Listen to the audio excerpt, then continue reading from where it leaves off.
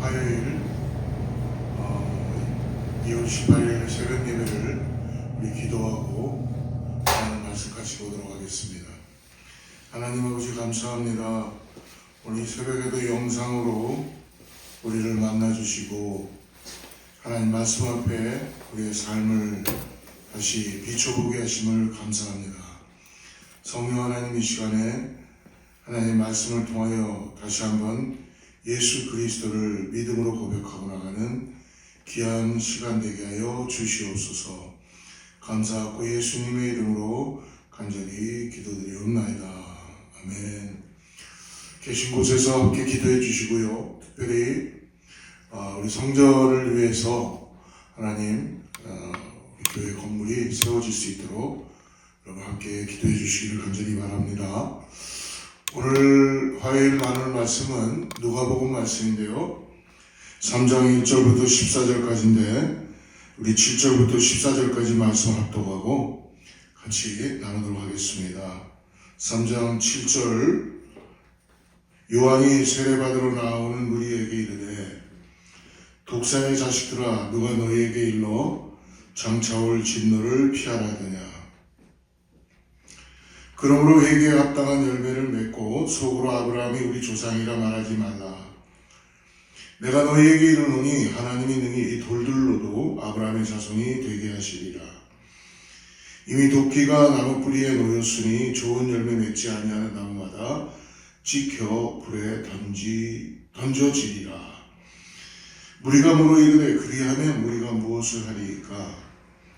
대답하여 이르되 옷 두 벌이 있는 자는 옷 없는 자에게 나눠줄 것이요 먹을 것이 있는 자도 그렇게 할 것이니라 하고 세리들도 세례를 받고자 하여 와서 이르되 선생이여 우리는 무엇을 하리이까 하며 이르되 부가 된 것 외에는 거두지 말라 하고 군병들도 물어 이르되 우리는 무엇을 하리이까 하며 이르되 사람에게서 강탈하지 말며 거짓으로 고발하지 말고 받는 급료를 족한 줄로 알라 하니라. 14절까지만 읽겠습니다. 오늘 누가복음 3장으로 들어와서 오늘 세례요한의 구체적인 사역이 시작됩니다. 세례요한의 중요한 사역은 오늘 특별히 광야에서부터 빈들에 있는 요한에게 하나님의 말씀이 임했습니다. 오늘 특별히 3장 3절 말씀을 한번 보시면요. 요한이 요단강 부근 근처에 와서 각처에 와서 죄사함을 받게 하는 회개의 세례를 전파하니 요한이 먼저 했던 사역은 회개의 세례를 베푸는 모습입니다. 그의 사역은 어떻게 보면 거침이 없었습니다.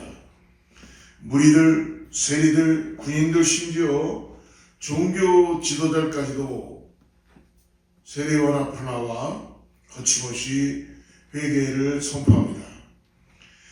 그를 통해 많은 수많은 이들은 회개하면서 하나님께로 돌아왔습니다. 사랑하는 성도 여러분, 우리가 하나님 앞에 회개할 수 있다는 것은 얼마나 감사한지 모르겠습니다. 이처럼 회개를 선포하고 세례를 베푸는 것이 오늘 세례 요한의 아주 중요한 사역이라는 것이죠. 하지만 그에게 그것보다 더 중요한 사역이 있다는 것입니다. 그것은 바로 오늘 15절 말씀을 여러분 한번 보시기를 바랍니다. 15절 말씀에 보면은 15절에 이렇게 말씀합니다.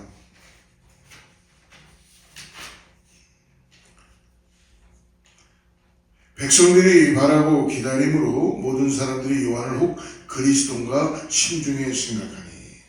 지금 무엇입니까?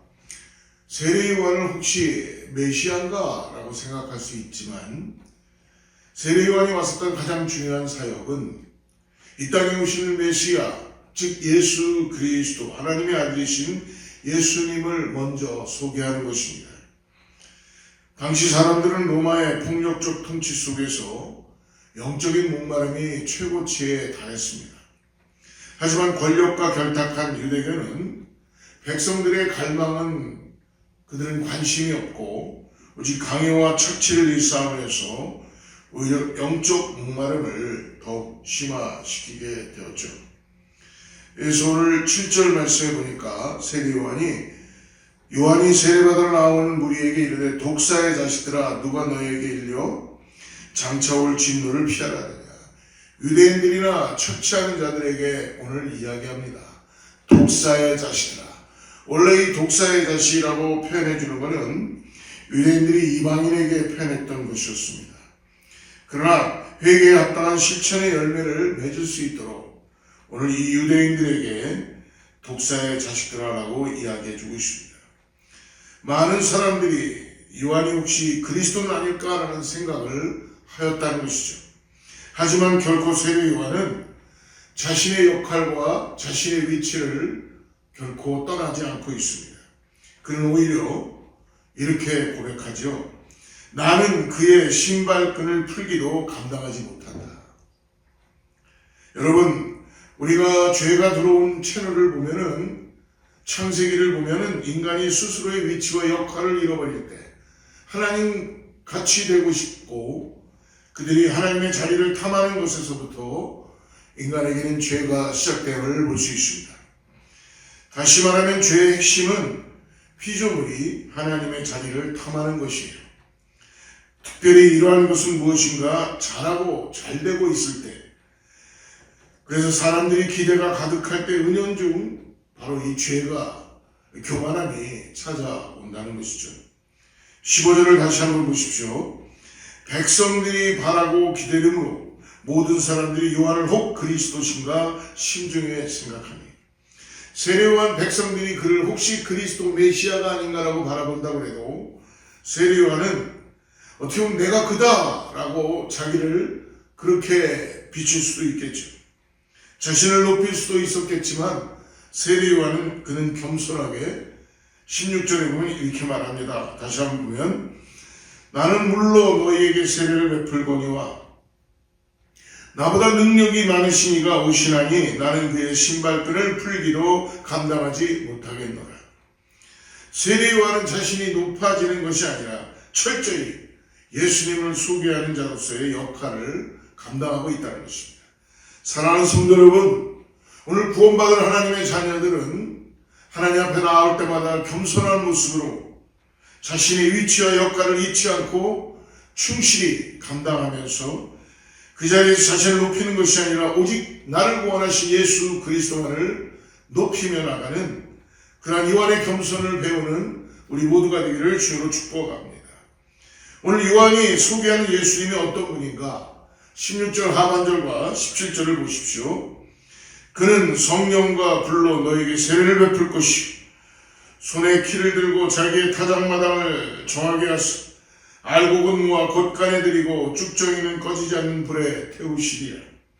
세례요한이 소개하는 예수님의 사역은 성령과 불로 세례를 베푼다는 것입니다.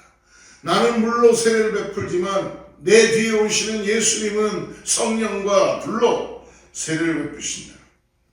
그러므로 마지막 때에 오늘 말씀하신 17절에 알곡은 모아 곳간에 들이고 쭉정이는 꺼지지 않는 불에 태운다. 즉 뭐예요? 알곡으로 분류되어서 곳간으로, 그리고 불세례를 받는 자는 마지막 때 쭉정이로 분류되어 영원히 꺼지지 않는 불로 들어가 멸망에 이르게 된다라는 말씀을 주신 것입니다.